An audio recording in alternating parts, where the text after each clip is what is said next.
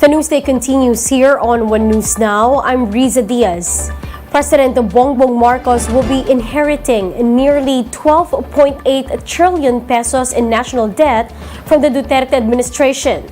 But the Bangko Sentral says the Philippines is still in a good position to handle this debt pile.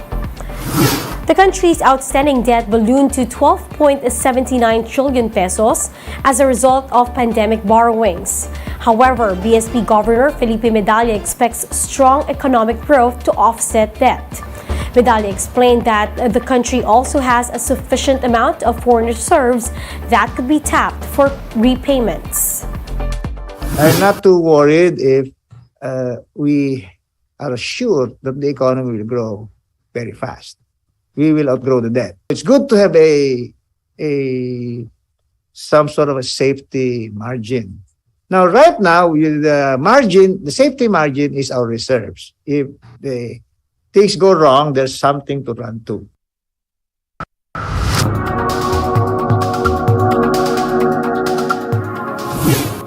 Sri Lanka has been experiencing an unprecedented economic collapse, pushing the government deep into crisis. This Bloomberg report explains how the South Asian nation spiraled to this point.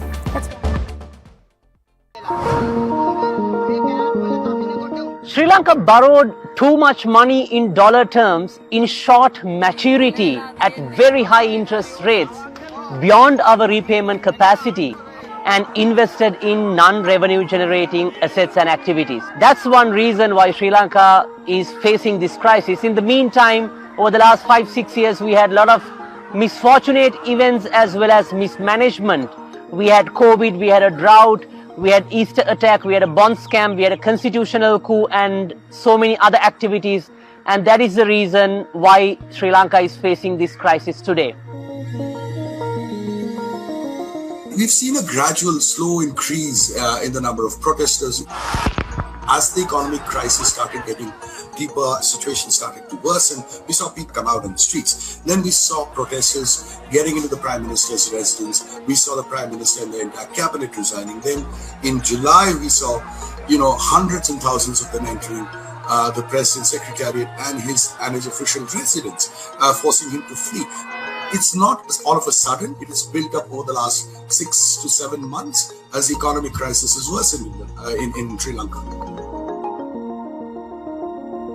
We saw the President Ranil Wickremesinghe, who was earlier the Prime Minister and then got elected as the President because the President had flown, come down quite heavily, quite strongly on the protesters, kind of imposed emergency. And he kind of defended it, saying that, you cannot have a mob ruling a nation. It's been a very, very strong kind of a reaction that we have seen from the Sri Lankan government. We do not exactly know, or it remains to be seen, how far the Sri Lankan government is willing to push it and go after the protesters and crack down. Well, if you look at it, Mr. Ranil Wickremesinghe is a veteran politician. He's been Prime Minister several times, but he's never been President, although he's tried on through his life. And this is when he becomes President, is not in the best of times. He's really not been elected by the people. It's a kind of a consensus, a compromise that has thrown him into the position that he is now there. So the moving forward is basically somehow securing some bridge financing to secure some essential items for our people and then move forward from there. But we have to come for a IMF bailout program, but to do that, we have to progress with the debt restructuring. We'll be back with more stories after the break. Keep it here on One News.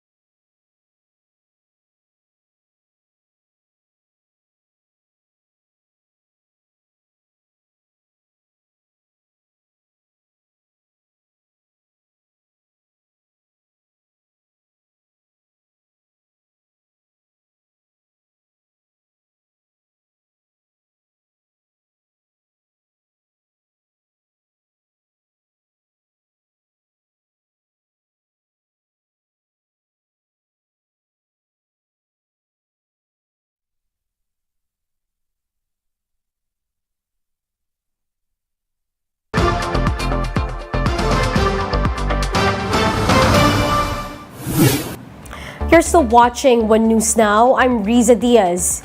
The downturn in relations between the United States and China could drag on much longer, according to some geopolitical experts. This is after U.S. House Speaker Nancy Pelosi pushed through with a visit to Taiwan, prompting an unprecedented military response from China. Washington has since defended Pelosi's visit and has condemned Beijing's action. China is now looking to sanction Pelosi for her so-called intrusive visit. Analysts now expect China to flex its muscle further to tip the power balance in the region and signal prolonged tensions with the United States. One health expert is calling on schools to establish new normal guidelines as classes begin later this month. Pediatric infectious disease expert Dr. Anna Ong Lim said schools should impose specific COVID-19 protocols. This includes adjusting recess hours and doing away with unnecessary breaks to discourage gatherings and prevent COVID transmission. Ong Lim added that schools should now foster a mindset encouraging students who do not feel well to take time off to recover. It's a really big paradigm shift. And also, if I may add, Ami, no, yung concept na kailangan pumasok ng school araw-araw. 'Di ba? Malaking pagbabago 'yun kasi ngayon sasabihin natin, "Oy, kung may nararamdaman ka, 'wag kang papasok ha, kasi baka makahawa ka." So that will also need a lot of encouragement from school administration to say that's acceptable, don't worry, your kids won't be punished. Film choreographer Brian Puspos is it is his goal to mentor a new breed of Pinoy pop talents. MJ Morfori tells us more. Philippines is now halfway in discovering the next breed of P-pop stars through the hit talent search reality series Top Class. World-renowned choreographer Brian Puspos is among the proud mentors of the contestants. It's been really humbling, and I've just been absorbing. I'm in this phase where I'm just being grateful and really appreciative of everything, of this opportunity. And seeing the trainees from day one to now and seeing them unfold and blossom has been also just a special treat. But yeah. Brian, who has choreographed for BTS and Justin Bieber, has been based in the Philippines since June. He got his shot of fame after joining America's Best Dance Crew. And now that he's back in the Philippines, Brian shared that mentoring homegrown Pinoy talents has gotten him in high spirits. Brian is also excited to tie the knot with YouTuber Aja Dang in September. She's over there back in LA, wedding gosh. planning, being the bridezilla. But holding it down for the both of us. You can catch Top Class every Saturday at 5:30 p.m. on TV5. For News 5, MJ Marfori, we are One News. And those are the top stories of the hour. Join us later at 12 noon as we continue to monitor the day's biggest stories. You can also catch One News on Signal Play app. Register for a free account now at www.signalplay.com and stream One News live anytime, anywhere. I'm Riza Diaz. Mask on, wash hands, and stay safe, Philippines. We are One News.